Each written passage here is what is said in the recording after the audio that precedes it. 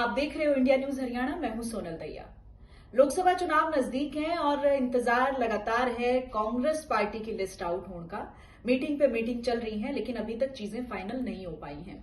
उम्मीद आज ये जताई जा रही है कि एआईसीसी की इंटरनल कमेटी की मीटिंग है और उस मीटिंग में चीजें साफ हो सकती हैं, एक रिपोर्ट बनाई जा सके और वो रिपोर्ट जो है वो कांग्रेस के राष्ट्रीय अध्यक्ष मल्लिकार्जुन खड़गे को सौंपी जाएगी और उसके बाद उनका अपना राइट है, वो अपने तरीके से चीजों का एनालिसिस करेंगे और लिस्ट जो है वो आउट हो जाएगी।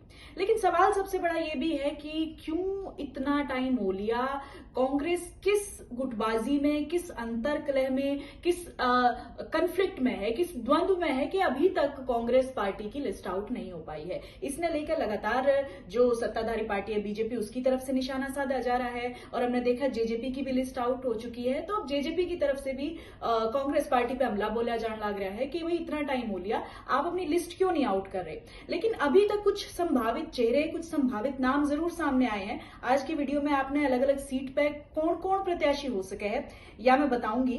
ये केवल एक अनुमान है। 6 सीटें ऐसी हैं जिसपे बताया जा रहा है कि प्रत्याशियों की घोषणा हो चुकी है, जिसमें अंबाला का नाम शामिल है, सिरसा का नाम शामिल है, भिवानी, महेंद्रगढ़, सोनीपत, फरीदाबाद और रोहतक में उम्मीदवार लगभग फाइनल हैं, ये बताया जा रहा है। 3 सीटें ऐसी हैं जिसपे पेंच फंस रहा है और गुरुग्राम से नाम सामने आ रहा है कैप्टन अजय यादव का, रोहतक से दीपेंद्र हुड्डा का नाम लगभग फाइनल बताया जा रहा है, हिसार से बृजेंद्र सिंह की दावेदारी बहुत मजबूत है, सिरसा की अगर हम बात करें तो कुमारी सैलजा का नाम लगभग फाइनल है, फरीदाबाद से महेंद्र प्रताप का नाम सामने आ रहा है और सोनीपत से कुलदीप शर्मा का नाम सामने आ रहा है। भिवानी महेंद्रगढ़ से अगर हम बात करें तो श्रुति चौधरी का नाम शामिल है और करनाल से बताया जा रहा है कि भाई वीरेंद्र राठौड़ को टिकट दी जा सके है। अंबाला से वरुण मुलाना जो है वो कांग्रेस पार्टी के लोकसभा के प्रत्याशी हो सके हैं। 3 सीटें ऐसी हैं जिसपे पेंच फंस रहा है, जिसमें हिसार, करनाल और गुरुग्राम की सीट है, जिसमें दावेदारी मजबूत 2-2 दावेदार बताए जा रहे हैं कि भाई 2 दावेदार हैं एक सीट पे और किते तो 3-3 दावेदार भी हैं। तो ये एक उलझन का विषय है कांग्रेस पार्टी खातर कि भाई किसने टिकट देवा।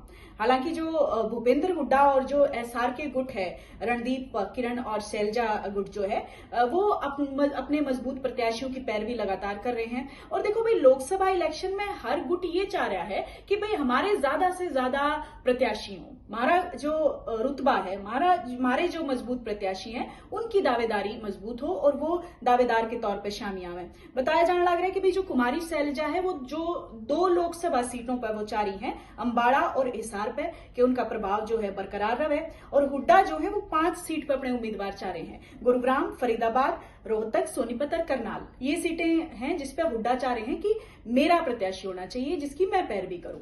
तो ये जो गुटबाजी है या हम कहें जो अंतर्द्वंद्व है, अंतरकलह है कांग्रेस पार्टी की, ये कहीं ना कहीं देरी तो कर रही है। जो लोकसभा प्रत्याशियों का ऐलान उनमें ये एक रोड़ा तो जरूर बन रही है और यही वजह है कि लगातार जो है पार्टीज के निशाने पर भी है कांग्रेस पार्टी की भाई अभी तक तो आप मैदान में ही नहीं हो। आपने सुना होगा कि पूर्व मुख्यमंत्री मनोहर लाल का भी बयान आया था कि वे तो लड़ाई में मजा ही नहीं आ रहा क्योंकि कांग्रेस ने अपने उम्मीदवार उतारे ही नहीं है। जो जजपा है वो कह रही है कि वो तो अभी इलेक्शन में ही नहीं है, चुनाव में ही नहीं है, फाइट में ही नहीं है क्योंकि उन्होंने अपने प्रत्याशी नहीं उतारे हैं। तो अब उम्मीद ये जताई जा रही है कि जल्द से जल्द कांग्रेस पार्टी जो है अपने उम्मीदवारों का ऐलान कर सके है। 9वीं का दिन था, उस दिन उम्मीद थी कि भाई कल जो है लिस्ट जारी हो सके थी, लेकिन आज बताया जा रहा है कि 6 प्रत्याशियों की लिस्ट, पहली लिस्ट जो है हरियाणा की आ सके। उम्मीद है कि कांग्रेस पार्टी जल्द से जल्द अपने उम्मीदवारों का ऐलान करेगी।